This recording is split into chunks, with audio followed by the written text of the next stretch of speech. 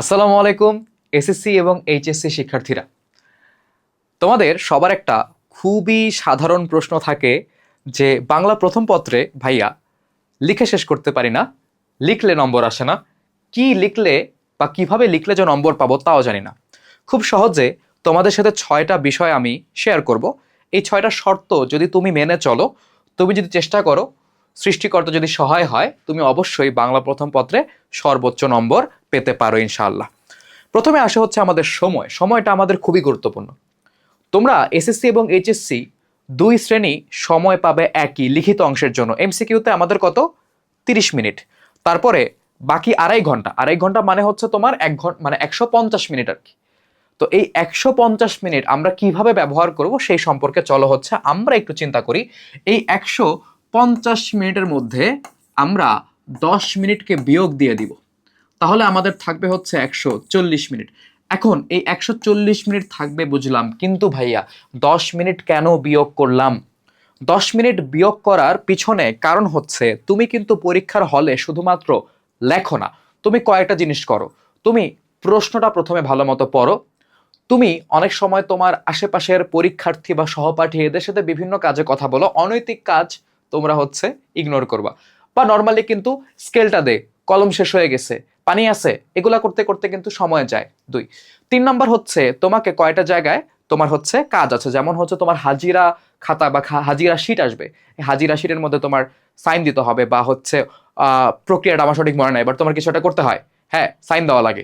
তারপরে হচ্ছে তোমার খাতা হচ্ছে চেক করতে আসবে, তোমার খাতায় সিগনেচার করবে টিচার। তোমার এক্সট্রা শিট নেওয়া লাগতে পারে, এক্সট্রা শিটগুলো আবার তোমার সেলাই করতে হবে, ঠিক আছে। তারপরে হচ্ছে তোমার ওয়াশরুমে যাওয়া লাগতে পারে, পানি খাওয়া লাগতে পারে, বা একটু নার্ভাস লাগতে পারে। বিভিন্ন রিজনে কিন্তু তোমার 10 মিনিট প্রতিটা পরীক্ষাতেই চলে যায়। এগুলো কিন্তু কমন জিনিস, এগুলো আনকমন কিছু কিন্তু আমি বলি নাই। তার মানে তোমার 10 মিনিট অলরেডি নাই, তোমার আছে হচ্ছে 140 মিনিট। এখন এই 140 মিনিটে আমরা 60টা প্রশ্নের উত্তর করব। কয়টা? 60টা প্রশ্নের উত্তর করব। কয়টা প্রশ্নের উত্তর করব? 7টা প্রশ্নের উত্তর করব। হ্যাঁ, প্রতিটা প্রশ্নের জন্য আমরা সময় নিব 20 মিনিট। কথা বুঝো?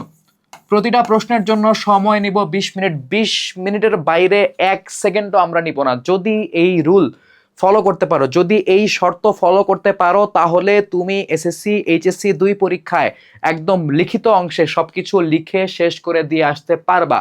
যদি তুমি প্রথমে মনে করো প্রথম সৃজনশীলটা আমি 30 মিনিটে লিখি, পরেরটা আমি 25 মিনিটে লিখি, তুমি ওই জায়গাতেই ফ্লপ খেয়ে গেছো। তুমি শেষের 2-3টা সৃজনশীলের জন্য মানে তুমি সময়ই পাবা না, খুবই বাজে লেখা হবে। এই লাস্টের গুলোতে কিন্তু আমাদের অনেক সময় যায়। প্রতিটা প্রশ্নের জন্য আমি 20 মিনিট সময় নিব। কেন বললাম? কারণ যারা এইচএসসিতে আছো, তোমাদের কিন্তু 60টা সৃজনশীল লিখতে হবে, রাইট?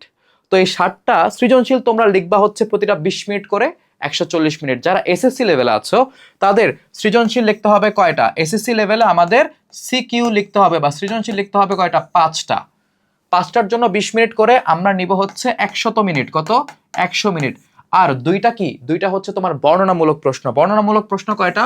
দুইটা। এই দুইটার জন্য আমরা 20 মিনিট করে নিব। টোটাল কত? তোমার 40 মিনিট হয়ে গেল। 100 মিনিট আর 40 মিনিট, 140 মিনিট। মানে বর্ণনামূলক প্রশ্ন বলো আর সৃজনশীল প্রশ্ন বলো, বোথ কেসে তোমাকে সময় নিতে হবে 20 মিনিট করে। এখন এখানে আমি সময়টা ভাগ করবো কিভাবে? চলো একটু চিন্তা করি। এই জায়গাতে কতে তুমি সময় নিবা 2 মিনিট, কতে সময় নিবা 2 মিনিট, খতে সময় নিবা 3 থেকে 4 মিনিট। 3 থেকে 4 মিনিট, 4 মিনিট নেওয়া ভালো। গতে তুমি সময় নিবা হচ্ছে 6 মিনিট, আর ঘতে তুমি সময় নিবা হচ্ছে 7 থেকে 8 মিনিট। বুঝতে পারছো? অনেক সময় দেখা যায় গতে সময় একটু বেশি পড়ে যায়। এটা ফলো করতে হবে, এই স্ট্রাকচারটা ফলো করলে তোমার জন্য ভালো। এই স্ট্রাকচার ফলো করলে তুমি পারবা, না হলে তোমার সমস্যা হয়ে যাবে, টাইম ম্যানেজমেন্ট করতে তোমার সমস্যা হয়ে যাবে। তার মানে আমরা in total 2 minute, 4 minute, 6 minute, 6 minute 12 minute, আর 8 মিনিট 20 মিনিট, এভাবে হচ্ছে ভাগ করব। ওকে?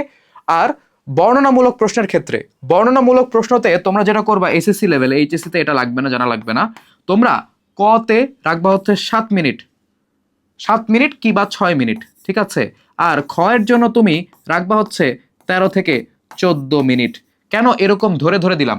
কেন এরকম ধরে ধরে বলতেছি, কারণ তোমরা এর পরের প্রশ্নতেই হচ্ছে এটা জিজ্ঞেস করবা যে ভাইয়া 2 নম্বরে যেটা আমরা ফলো করবো কতটুকু লিখবো। দেখো তোমার কোনো সঠিক মানে মাত্রা নাই এতটুকু লিখতে হবে, কারণ দেখো তোমার হাতের লেখা এক এক রকম হতে পারে, তোমার স্পিড এক এক রকম হতে পারে, হাতের লেখার সাইজ এক এক রকম হতে পারে। তো সেই অনুযায়ী 2 পেজে লেখো বা 3 পেজে লেখো, এটা বলে দেওয়া যায় না বা উচিত না শিক্ষক হিসেবে।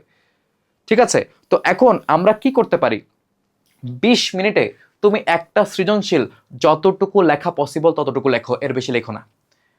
কখনোই তুমি কতটুকু লিখছো তা দিয়ে জাজ করো না, তোমার হাতে সময় কতটুকু আছে তার উপর ডিপেন্ড করে। তোমার হাতে সময় আছে এমনিতে 2.5 ঘন্টা, কিন্তু তুমি 2.5 ঘন্টা ধরে যদি 1 ঘন্টায় 2টা সৃজনশীল অ্যান্সার করো তাহলে হবে? হবে না। তো তোমার 20 মিনিটে তুমি যতটুকু লিখতে পারো, 2 মিনিটে তুমি জ্ঞানমূলকের জন্য 2 মিনিট লাগেও না।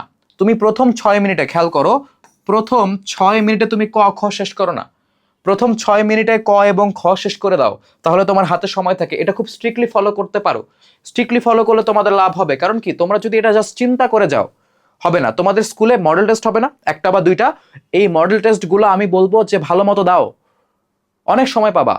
ঠিক আছে, এনজয় করার, পরীক্ষার হলে বসে এনজয় করার কিছু নাই। তুমি মডেল টেস্টগুলো ভালো মতো দাও এবং মডেল টেস্টগুলোতে তুমি এই সময়টা প্র্যাকটিস করে যাও। এই সময়টা প্র্যাকটিস করে না গেলে তুমি পরীক্ষার হলে এসএসসি বা এইচএসসিতে গিয়ে তুমি এই সময় ফলো করতে পারবা না। তোমার নিজের আগে প্র্যাকটিস থাকা লাগবে, কথাগুলো একটু মাথায় রাখো। বুঝতে পারছো? তো কতটুকু লিখবো, 20 মিনিটে যতটুকু লেখা যায়, মানে প্রথম 6 মিনিটে ক খ যতটুকু লেখা যায়, ক তো আর স্ট্রাকচার মানে মাত্রা নাই, খ যতটুকু লেখা যায় প্রথম 6 মিনিটে ক সহ, গ হচ্ছে 6 মিনিটে যতটুকু লেখা যায় বা 7 মিনিটে যতটুকু লেখা যায়, ঘ হচ্ছে বাকিটুকু সময় যতটুকু লেখা যায়। আমি সময় ফলো করে লিখবো। আমি মানে আমার 1.5 পেজ হয় নাই, আমার 2 পেজ হয় নাই, আমার 3 পেজ হয় নাই, এই চিন্তা করে লেখা যাবে না।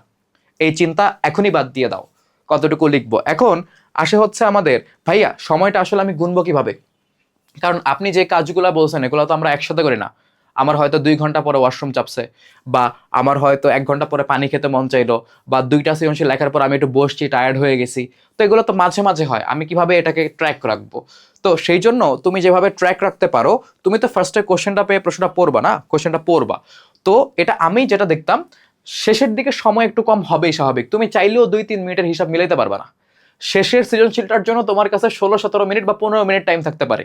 হ্যাঁ, তো সেক্ষেত্রে সবচাইতে বুদ্ধিমানের কাজ হচ্ছে শুরুর দিক থেকে সময়টা ফলো করা এবং প্রথম 2টা সৃজনশীল,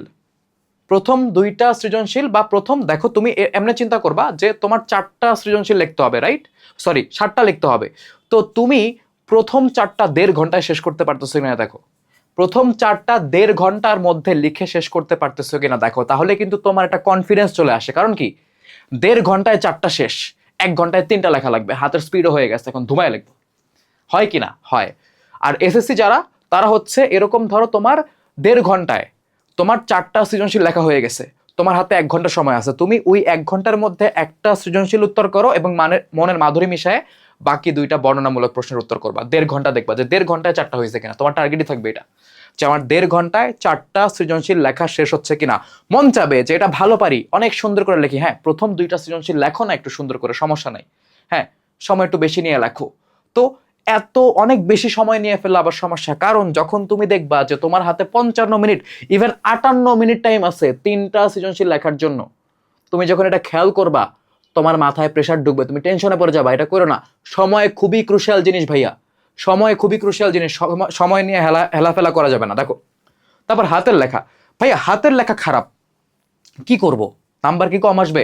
এটা সত্যি কথা যে হাতের লেখা ভালো না হলে এসএসসি বা বোর্ড পরীক্ষায় নম্বর একটু কম আসে, এটা সত্যি কথা, এটা ডিনাই করার কোনো ওয়ে নেই। আমাদের দেশে সিস্টেমই এরকম খাতা দেখার। বুঝতে পারছো? তোমার বন্ধু, তুমি ভালো কথা লিখছো, সে উঙ্গা বুঙ্গা লিখে দিয়ে আসছে পরীক্ষার হলে গিয়ে, তুমি দেখছো, তুমি জানো যে উল্টাপাল্টা লিখছে, কিন্তু ওর হাতের লেখা ভালো, তোমারটা খারাপ, ও A+ পাবে, তুমি নাও পাইতে পারো। কিচ্ছু করার নেই, বাংলাদেশ দেশটাই খারাপ, দেশটাই এরকম, কিছুই করার নেই আমাদের। ওকে। আর এখানে আসলে টিচারদের অনেক দোষ দিয়ে লাভ নেই, কারণ তাদেরকে অনেক খাতা দেওয়া হয় একসাথে কম সময়ের মধ্যে দেখে দেওয়ার জন্য, তো তারাও হচ্ছে অত কুলাইতে পারে না।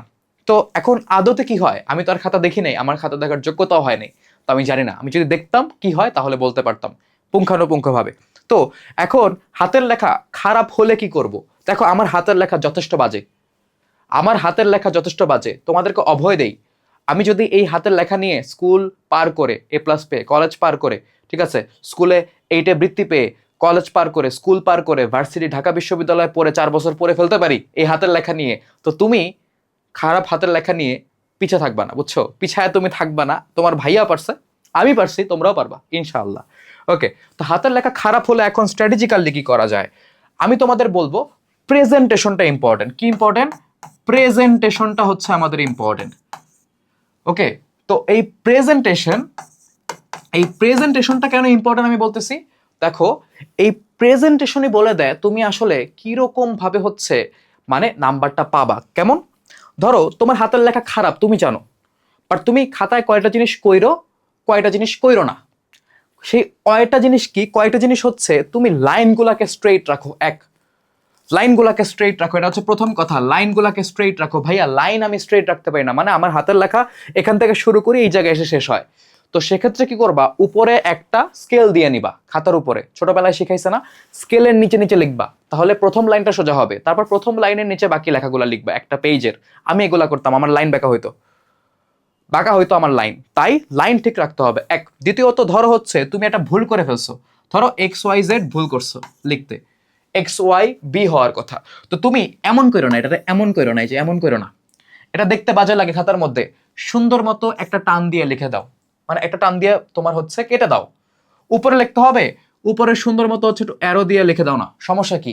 ঘিঞ্জি করো না, জগা খিচুড়ি করো না, দেখতে দৃষ্টিকত লাগে। অনেক সময় দেখবা কি তুমি অনেক সুন্দর করে লিখছো, বাট এক জায়গায় তোমার হাতের লেখা এতই ভালো, কিন্তু এক জায়গায় এমন এমন এমন করে রাখছো, খুবই বাজে লাগে। কুরুচিপূর্ণ কাজ, এগুলো করা যাবে না।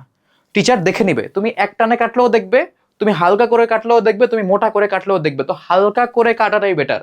খাতা পরিপাটি রাখতে হবে। তুমি প্যারা প্যারা করে লেখো। প্রেজেন্টেশন খুবই ইম্পর্টেন্ট। হ্যাঁ, সবাই কিন্তু দুনিয়ার মানুষ যাই বলুক না কেন সবার আগে তোমার চেহারা দেখবে। চেহারা সুন্দর হওয়া লাগবে এরকম না, তোমার ড্রেস পরিপাটি কিনা, তোমার চুল দাড়ি ঠিক মতো আছে কিনা। আমার নাই যদিও, ডোন্ট জাজ মি। তো এগুলা দেখবে হচ্ছে সবার আগে। তোমার মুখের কথা শোনার আগেও তোমার চেহারা দেখে, তোমার যোগ্যতা যাচাই করার আগেই হচ্ছে মানুষ চেহারা দেখে। মানুষ বলে না ডোন্ট জাজ a book by its cover, but মানুষ মানে কভার দেখবে আগে। সেরকম মানে একটা টিচার যখন তোমার খাতা খুলে বসছে 200-300 খাতা তার সামনে, সে সবার আগে দেখবে তোমার খাতা পরিপাটি কিনা। তোমার খাতা যদি পরিপাটি হয়, প্রেজেন্টেশন যদি সুন্দর হয়, যদি দেখে যে লাইনগুলো স্ট্রেট আছে, হাতের লেখা যেমনই হোক না কেন কাটাকাটি করো নাই তুমি, হ্যাঁ, পরিষ্কার আছে, কলমের দাগ টাক পড়ে যায় নাই, কলমের দাগ যদি পড়ে যায় কিছু করার নাই, বাট চিন্তা করবা মানে চেষ্টা করবা সাথে একটা টিস্যু রাখতে। অনেক সময় দেখা যায় রোল টেনে ফেলো তোমরা ভুলে, কলম দিয়ে পেন্সিল দিয়ে রোল টানবা, তাহলে হচ্ছে কি তোমার কালি ছড়ায় না, এই টিস্যু দিয়ে হচ্ছে মুছে ফেলবা। আমি কি করতাম? কোশ্চেন দিয়ে মুছে ফেলতাম, কোশ্চেনের মাথা হচ্ছে একটু তোমার ভাঁজ করে ঘষা দিয়ে হচ্ছে মুছে ফেলতাম। কালি টালি না ছড়ায় নাই, নীল কালি ইউজ করছো, ক খ গ ঘ 1 নং প্রশ্ন উত্তর 2 নং প্রশ্ন উত্তর নীল কালি দিয়ে লেখছো, টিচারের কাছে এটা ভালো লাগে, টিচার এটা পছন্দ করে। বুঝতে পারছো? তো সে দেখবে প্রেজেন্টেশন কেমন। প্যারা প্যারা করে লেখো, একসাথে এক প্যারায় সব লিখে দিও না। রচনা লিখতে তোমাকে কেউ বলে নাই। ক তো 1 লাইনে 2 লাইনে লিখবা, খতে 2টা পার্ট করো, গতে 3টা পার্ট করো, ঘতে 3 থেকে 4টা পার্ট করো, এভাবে লেখো, সুন্দর হবে। বুঝা গেছে? তো হাতের লেখার থেকে প্রেজেন্টেশনটা ইম্পর্টেন্ট। হাতের লেখা নিয়ে ভয় মন থেকে দূর করে ফেলো, মন থেকে দূর করে ফেলো। তো তারপরে দেখো, ক এবং খ আমি কেন বলছি, কারণ ক এবং খ খুবই গুরুত্বপূর্ণ। ক এবং খতে 3-এ 3 পাওয়া খুবই গুরুত্বপূর্ণ, মানে সৃজনশীলে। বুঝতে পারছো? সৃজনশীলে ক এবং খতে 3-এ 3 পাওয়া খুবই গুরুত্বপূর্ণ। কারণ গ ঘতে অনেক সময় তোমার এভারেজ নাম্বার দিয়ে দেয়, এভারেজ মানে একটা আনুমানিক নাম্বার দিয়ে দেয়, কিন্তু ক খতে তুমি যদি 3-এ 2 পাও বা 1 পেয়ে যাও, সর্বনাশ। 3-এ 3ই পেতে হবে আমাদের। এই জন্য জ্ঞানমূলক এবং অনুধাবনমূলকে বিশেষ করে তোমার গুরুত্ব দেওয়া লাগবে ভাইয়া। এগুলো হচ্ছে কাইন্ড অফ সৃজনশীলের MCQর মতো। ঠিকঠাক লিখতে পারলে পুরাপুরি নাম্বার দিয়ে দিবে। আর তুমি এই ক এবং খতে ওভারঅল 3 না পেলে তোমার A+ পাওয়ার সম্ভাবনা খুবই কম। স্টার্টিং ইম্পর্টেন্ট, ঠিক আছে, শুরুর দিকটা ইম্পর্টেন্ট। মানে শুরুর দিকের প্রথম 2-3টা সৃজনশীল একটু ভালো করে লেখার চেষ্টা করো, সময় কম দিয়ে হইলেও ভালো করে লেখার চেষ্টা করো। যেগুলো পারো, ভালো পারো, সেগুলো নিয়ে আসো। যেগুলো পারো না, জানো না, সেগুলো লেখার দরকার নাই। প্রথমে 1-2টা বা 3টা সৃজনশীল হচ্ছে ভালো মতো লেখো। এটা এমনই, মানে ধরো আমি কেন এটা বলছি, কারণ তুমি ধরো হচ্ছে বিয়ে করতে যাবা, এখন প্রথম দিন মেয়ে দেখতে গেছো, তুমি কি লুঙ্গি পরে যাবা? চুল দাড়ি কেটে যাবা না? হ্যাঁ, চুল দাড়ি কেটে একদম পরিপাটি হয়ে সুন্দর মতো আমরা মেয়ে দেখতে যাব, স্বাভাবিক। কিন্তু ধরো তুমি 100তম দিন তোমার শ্বশুর বাড়িতে যাচ্ছ, 100 নাম্বার দিন তোমার শ্বশুর বাড়িতে যাচ্ছ, তুমি চাইলে লুঙ্গি পরে যেতে পারবা, সেভ না করলেও প্যারা নাই, কারণ তারা তোমাকে দেখে অভ্যস্ত। ওকে, তো এই জন্য স্টার্টিংটা ইম্পর্টেন্ট। প্রথম দিকে যদি তোমার টিচার প্রথমেই দেখে যে তুমি প্রথম সৃজনশীলের ক লেখছো ভুল, খ লেখছো ভুল, শেষ, তোমার খাতার ইমপ্রেশন একদম মাঠে মারা গেল। তুমি যদি পরবর্তীতে অনেক ভালো রকেট সায়েন্সও লেখো, টিচার দেখবে তোমাকে নাম্বার কম দিছে। এটা হিউম্যান সাইকোলজি, টিচারকে দোষ দিয়ে লাভ নাই। হিউম্যান সাইকোলজি এরকম, মানে বলে না ফার্স্ট ইমপ্রেশন ম্যাটার করে। শুরুতে এসেই তুমি যদি উল্টাপাল্টা করো তাহলে কিন্তু পরের গুলা খুব ভালো হলেও মানুষের অত গায়ে লাগে না, মানুষ তোমার জিনিসটা আমলে নেয় না। ধরো একটা স্টুডেন্ট প্রথম 6 মাস টিচারের সাথে ধুমায় বেয়াদবি করছে, পরের 6 মাস যদি সেই স্টুডেন্ট ফেরেশতার মতো ভালো হয়ে যায়, তাও ওই টিচার ওই স্টুডেন্টকে খারাপই জানবে। আবার একটা স্টুডেন্ট শুরুতে অনেক ভালো করছে, পরে যদি একটু খারাপও করে, টিচার দেখবা তাকে একটু একটু সাপোর্ট দিয়ে দেয়। বুঝছো? গেল স্টার্টিং ইম্পর্টেন্ট। লাস্টেরটা 6, মূল উত্তর শুরুতে। তোমরা কি করো যে আগডুম বাগডুম এগুলা হচ্ছে শুরুতে লেখো, মেইন অ্যান্সার শুরুতে লেখো না।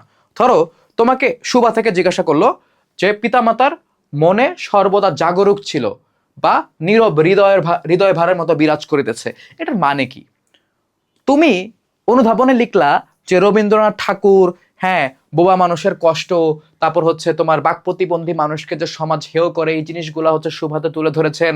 তার একটা প্রেমিক ছিল, ঠিক আছে, ছিপ ফেলে মাছ ধরতো, যদিও প্রেমিক না, ওকে, তার অনেক দুঃখ ছিল, সর্বশী পাঙ্গুলিকে আদর আদর করতো, এগুলা লেখো। হইল না? তোমার কাছে বাবা যেটা জানতে চাইছে তুমি ওইটা শুরুতে লেখো। তুমি এটার অর্থ যা জানো সেটা সবার প্রথমে লিখবা। এই যে দেখো বলছি, মূল উত্তর শুরুতে। টিচার তোমার খুঁজে অ্যান্সার বের করতে যাবে, টিচার এত ঠেকা তো পড়ে নাই। টিচার তোমার অ্যান্সার খুঁজে বের করতে যাবে না, এটা সব পরীক্ষাতেই, সব ধরনের পরীক্ষাতেই স্টার্টিং এ তুমি তোমার নিজের উত্তরটা, মূল উত্তরটা লেখো। তোমাকে ধরো বললো গতে যে কোথায় মিল আছে, ধরো শুভার সাথে একজনের ক্যারেক্টার দিয়ে দিল উদ্দীপকে, শুভার সাথে ধরো তুবা, শুভা এবং তুবার কোথায় মিল আছে। এখন তুমি যদি শুরুতে লেখো যে শুভা গল্পে আসলে পাক প্রতিবন্ধী মানুষের বেহাল দশা, সামাজিক বিভিন্ন তাদের উপর, মানে সমাজে তাদেরকে বিভিন্নভাবে হচ্ছে পিছিয়ে রাখে, অত্যাচার করার চেষ্টা করে, বা মানে মার্জিনালাইজড করার চেষ্টা করে, এই জিনিসপত্রগুলো হচ্ছে তুমি যদি বলো, হ্যাঁ, তোমার মনে হবে খুব ভালো কথা লিখছি, বাট লাভ তো নাই। তোমাকে তো এটা জিজ্ঞাসা করে নাই, তুমি বলো যে শুভা এবং তুবার মধ্যে শারীরিক প্রতিবন্ধিতার দিক থেকে, মানে তাদের শারীরিক প্রতিবন্ধিতারা, তাদের তারা দুইজনেই শারীরিক প্রতিবন্ধী, এই দিক থেকে তাদের মিল রয়েছে। বা শুভা এবং তুবার মধ্যে, মানে তারা যে মনে করো বাক প্রতিবন্ধী, এই জিনিসটার হচ্ছে মিল রয়েছে, তারা কথা বলতে পারে না, এই জিনিসটার মিল আছে। ওকে, তো এটা আগে বলে নাও, তারপরে তুমি বাকি আলোচনায় যাও। তোমাকে তো উত্তর জিজ্ঞেস করছে যে এটার উত্তরটা কি, বা ঘতে তোমাকে জিজ্ঞাসা করলো যে উক্তিটি যথার্থ কিনা, বা তুমি একমত পোষণ করো কিনা, তুমি আগে উঙ্গা বুঙ্গা অনেক কিছু বললা না, তোমাকে বলতে হবে যে হ্যাঁ উক্তিটি যথার্থ। কেন যথার্থ তুমি সেটা আরো 1-2 বাক্যে লেখো, শুরুর 2-3 লাইনে সুন্দর অ্যান্সার দাও, সুন্দরভাবে দাও। অ্যান্সার জানাটাই ইম্পর্টেন্ট না, কিভাবে লিখবা সেটাও সমান গুরুত্বপূর্ণ। তাই আমাদেরকে অ্যান্সার খাতায় কিভাবে লিখতে হবে তা জানতে হবে। বুঝতে পারছো? তো এরকম ভাবে হচ্ছে আমরা আমাদের অ্যান্সারগুলোকে দিব। ইনশাল্লাহ সময়ের মধ্যে আমরা লেখা মানে শেষ করার চেষ্টা করব।